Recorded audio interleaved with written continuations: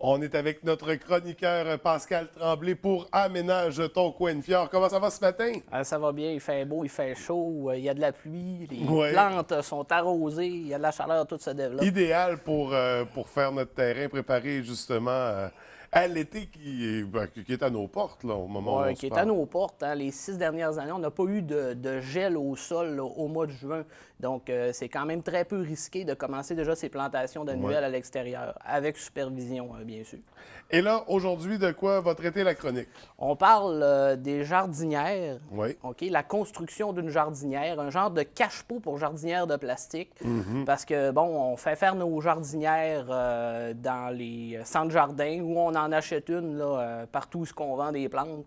Et là, on est pris avec les jardinières de plastique. Bon, est-ce que ça fait rustique? Est-ce que ça fait comme souvent du jardinage kitsch? On va amener une solution là, dans notre chronique. On va faire une boîte à fleurs en cèdre. On va le voir aussi en image, là, la façon qu'on fabrique Ouais. des boîtes à fleurs jardinières ou bac à fleurs ou balconnières. Donc, c'est des mots qui sont employés, là, à lesquels on peut faire des recherches sur Internet pour trouver les façons d'en construire. Une fois qu'on Mais l'a... tous ces mots-là, on parle toujours de la même affaire. Là, Ouais. les jardinières qu'on accroche à la Ouais. galerie. On peut aussi en faire des bacs à fleurs qu'on va déposer sur une terrasse OK. ou le long d'une clôture ou le long d'une allée là, de voiture OK. à la maison. Et ensuite, on va parler comment mettre des fleurs à l'intérieur de la jardinière, le mélange de terre, l'agencement des fleurs. Donc, allons-y, commençons avec la conception du bac. Et là, on s'en va au magasin, on achète notre jardinière de plastique. Prenons pour acquis, par exemple, qu'elle est vide. Donc, on va l'acheter. Là, je la trouve pas belle parce que j'en ai récupéré une d'un voisin. Elle est grise, elle est rose, elle est blanche. Ça ne fit pas dans mon aménagement paysager. On va commencer par la mesurer, c'est important. Parce que si je veux faire un cache jardinière, il faut que la jardinière de plastique entre à l'intérieur. On va le voir en photo, là, de quelle façon on dispose la jardinière en bois. Une fois bien mesuré, bien là, on va tailler nos pièces. On va choisir aussi notre bois. Moi, je vous conseille de prendre du bois de cèdre, un bois qui ne pourrit pas, qui a cette propriété. Essayez d'avoir une planche de bois d'à peu près 1 pouce d'épaisseur. Là, à l'écran, on voit le sciage là, que j'ai effectué chez moi pour les construire. J'ai utilisé du bois de cèdre. Donc, toujours les consignes de sécurité quand on fait de la menuiserie. Lunettes, hein, bien sûr. Bien sûr. Et être prudent avec le banc de scie pour les doigts. Les gants de jardinage, c'est pas assez. Suffit pas Non, encore. ça suffit pas. Donc, toujours la prudence.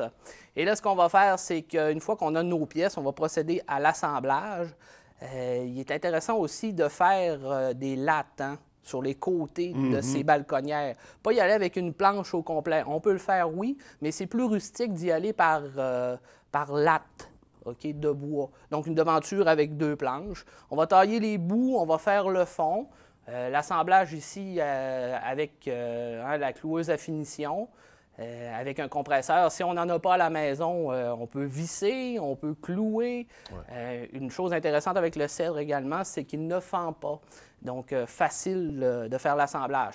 Avant de clouer, on va mettre de la colle à bois, très important, et on va assembler notre jardinière. On met le tout à l'équerre, ça c'est important aussi. Il faut que ça soit droit. Hein?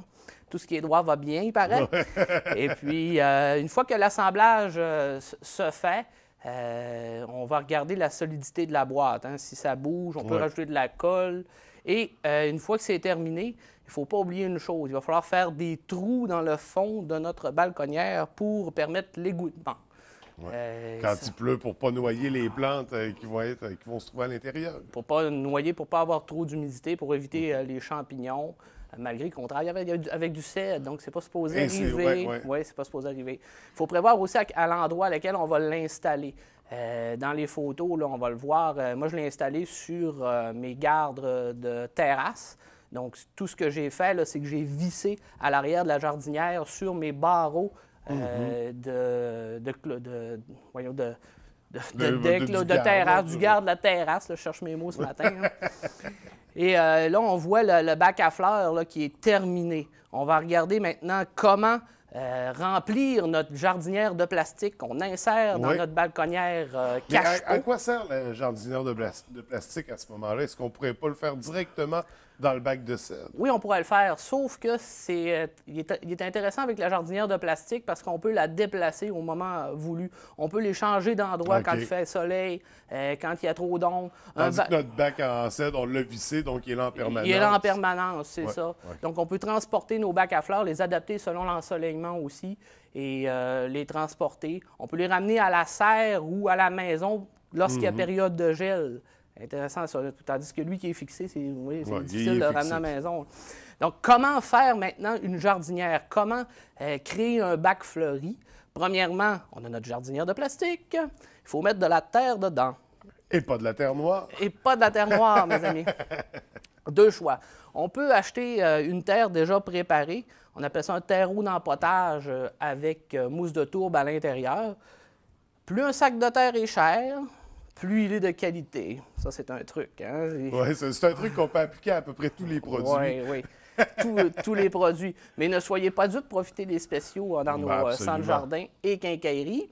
On peut aussi le fabriquer. Donc, on va s'acheter de la terre à jardin, on va s'acheter de la tourbe et on va s'acheter, bien sûr, du fumier de mouton ou du fumier de crevette. On va faire notre recette. Hein, Alec, on l'a vu là, dans ma brouette, j'ai fait un beau mélange.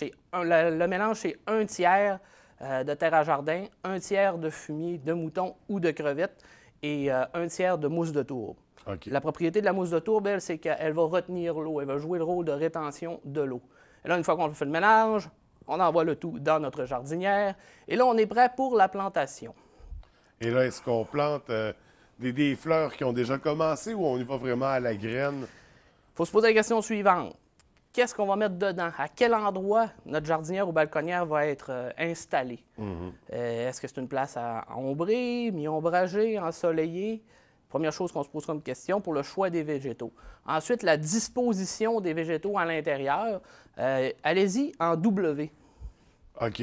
On va le voir, je pense que j'ai une photo également ici de la disposition des plantes à l'intérieur de la jardinière. Et là, ce qu'on peut mettre, là, moi ici, j'ai mis des pétunias cascades.